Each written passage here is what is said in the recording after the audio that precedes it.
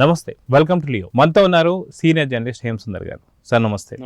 Sir, Naga Chaitanya కెరియర్లో నాకు తెలిసి ఇలాంటి జోనర్ సినిమా రాలేదని చెప్పి అనుకోవచ్చు. అయితే ఎలా చూడాలంటారు? వాస్తవానికి వృషకర్మ అనగానే ఆ యొక్క పదం కూడా చాలా బరువైన పదంలాగా అనిపిస్తుంది. ఎలా చూడాలంటారు ఈ యొక్క గ్లిమ్స్ని? గతంలో విరూపాక్ష అదే నిర్మాత శ్రీ వెంకటేశ్వర సినీ చిత్ర బ్యానర్ మీద మళ్ళీ సుకుమార్ రైటింగ్స్ టీము కలిపి చేసిన సినిమాగా చెప్పొచ్చు ఈ సినిమాని. తండేల తర్వాత నాగ చైతన్య మళ్ళీ ఈ సినిమాలో కనిపించడం, సినిమా గ్లిమ్స్ చూస్తే మాత్రం మళ్ళీ విరూపాక్ష తరహాలోనే అతీంద్రియ శక్తులు నేపథ్యంలో ఒక అడ్వెంచరస్ మూవీలాగా అనిపిస్తుందండి. అయితే సినిమాకి సంబంధించిన గ్లిమ్స్లో నిజంగా ఒక హర్రర్ కనిపించేటట్లుగా ఇలాంటి సినిమాలు అయితే నాగ చైతన్య గారి కెరీర్లో రాలేదు. సో విరూపాక్ష కూడా చూసాం, సేమ్ మీరు ఇందాక అన్నట్టుగా అతీంద్రియ శక్తులు ఏవైతున్నాయో వీటికి సంబంధించినవి సేమ్ ఇదే విధంగా అనిపిస్తూ వస్తుంది. సో నాగ చైతన్య కెరీర్కి ఈ యొక్క సినిమా ఎలా దోహదపడుతుందంటే ఏం చెప్తారు? తండేలు ఆల్రెడీ మంచి హిట్ అయింది అప్పట్లో. తండేల తర్వాత ఈ సినిమా అంటే ఖచ్చితంగా భారీ అంచనాలు ఉన్నాయి. అంటే ఒక డ్రాయింగ్ వేయడం, ఆ డ్రాయింగ్ నుంచి ఒక గబ్బిలం బయటికి రావటం మనకి ఆ గ్లిమ్స్ చూస్తే అర్థమవుతుంది. అంటే ఒక నిధి కోసం అన్వేషణ ఇది అని చెప్తున్నారు. కాబట్టి కథాపరంగా చాలా ప్రత్యేకత ఉంది. ఇంకొకటి ఏంటంటే మన విరూపాక్షల సంయుక్త మీనన్ పాత్రని బాగా ఎలివేట్ చేశారు.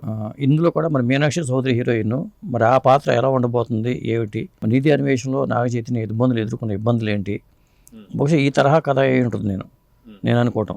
అంటే సుకుమార్ రైటింగ్స్ టీమ్ వాళ్ళు కొద్దిగా ఇట్లాంటి కథలకి ఆ టీమ్స్లో నుంచి వచ్చే కథల్లో చాలా ప్రత్యేకమైన కథలు ఉంటున్నాయి. కాబట్టి శ్రీ ఎస్ఈసిసి బ్యానర్లో సుకుమార్ రైటింగ్స్ సంయుక్తంగా నిర్మిస్తున్న సినిమాగా చెప్పొచ్చండి ఇది. అయితే ఈ యొక్క గ్లిమ్స్లో మనం చూస్తే ఒక వ్యక్తి కడుపులోకి వెళ్ళినటువంటి ఒక గబ్బిలం అది నోట్లోంచి వచ్చేటప్పుడు వచ్చే సీన్స్ కూడా చాలా భయంకరంగా కనిపిస్తున్నాయి. అదిగాక తను పడిపోయినప్పుడు కూడా ఒక కన్నుగుడ్డు లేకపోవడం, ఇలాంటి ఇంత భయంకరమైన సీన్స్ అయితే తెలుగు సినిమాల్లో అయితే ఎక్కడ కనిపించలేదని చెప్పి అనుకోవచ్చు ఇటీవల కాలంలో.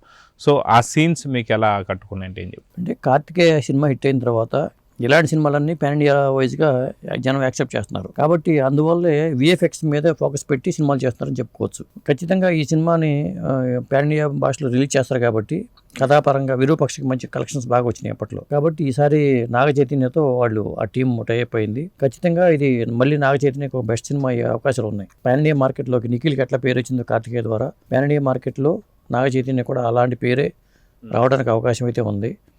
ఎందుకంటే మరి చందు మొండేటి డైరెక్షన్లో తండేలు సినిమా మంచి హిట్ వచ్చింది. చందు మొండేటితో మంచి అనుబంధం ఉంది నాగ చైతన్యకి అప్పుడు. ఇప్పుడు కార్తీక్ దండుతో టైప్ అయ్యాడు.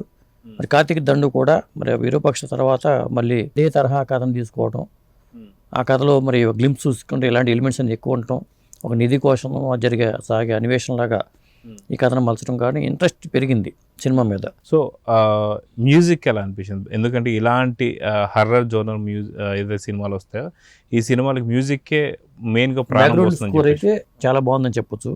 ఎందుకంటే భయపెట్టాలి కాబట్టి ఇప్పుడు గబ్బిలాలను తీసుకొచ్చారు, దీంట్లో గబ్బిలాలను హైలైట్ చేసుకుంటూ వచ్చారు. అంటే గబ్బిలాల నేపథ్యంలో ఈ కథ ఉంటుందా లేదా, గ్లిమ్స్లోనే గబ్బిలం చూపించారంటే ఒకవేళ భయపడటం కోసం ఆ సన్నివేశాన్ని మనకు చూపించడం కోసం చేశారా, లేకపోతే గబ్బిలాల నేపథ్యంలోనే కథ సాగుతుందా, ఇలాంటి అంశాలు అయితే చాలా ఉంటాయండి. అంటే ఈ సినిమా పరంగా మళ్ళీ ఈ సినిమా రిలీజ్ ఎప్పుడు అనేది తెలియదు, కానీ ఇప్పుడు గ్లిమ్స్ వచ్చిందంటే దాదాపు 2 నెలల్లో సినిమా మన ముందుకు రావడానికి అయితే అవకాశాలు ఉన్నాయి. మరి ఏప్రిల్లో రాబోతుందా, మేలో రాబోతుందా, అంటే సమ్మర్లో విందు చేయడం కోసమే వాళ్ళు ప్లాన్ చేసుకున్నట్టుగా మనం భావించవచ్చు. సో ఓవరాల్గా ఇలాంటి సినిమాలు నాగ చైతన్య గారి కెరియర్లో లేవు. సో ఈ సినిమా ఎలా ఉండబోతుంది నాగ చైతన్య గారి కెరియర్లో అంటే ఏం చెప్తారు? అంటే గతంలో నాగ చైతన్య కూడా కొన్ని డిఫరెంట్ మూవీ చేస్తున్నాడు. అది ఏ మూవీ చేసేదో వచ్చినా కానీ మన తండేలు కూడా ఒక డిఫరెంట్ కాన్సెప్ట్. మరి అంతేకాదు సవి చాచి అది కూడా మరి మన చందు మొండే డైరెక్షన్లో వచ్చే సినిమా, అదొక డిఫరెంట్ కాన్సెప్ట్, ఇద్దరికి సంబంధించిన ఒక డిఫరెంట్ కాన్సెప్ట్. ఇది కూడా అలాంటి కాన్సెప్ట్లు ఎంచుకుంటున్నాడు. అంటే కథల ఎంపికలో నాగ చైతన్య చాలా ఆచితూచి వ్యవహరిస్తున్నాడు అనడానికి ఉదాహరణగా ఈ సినిమా అని చెప్పొచ్చు. టైటిల్లోనే డైరెక్టర్ సగం సక్సెస్ అయ్యాడని చెప్పుకోవచ్చు. అయితే వాస్తవానికి అక్కినేని ఫ్యామిలీలో అటు నాగార్జున గారికి సరైన హిట్లు లేవు, ఇటు మల్టీ స్టార్ సినిమాలు తీసిన, ఇటు అఖిల్కి అయితే ఇప్పటిదాకా ఒక హిట్ కూడా పడ్డాడు. లెనిన్ రాబోతుంది అఖిల్కి, లెనిన్ మీదే అఖిల్ ఆశలన్నీ ఉన్నాయి.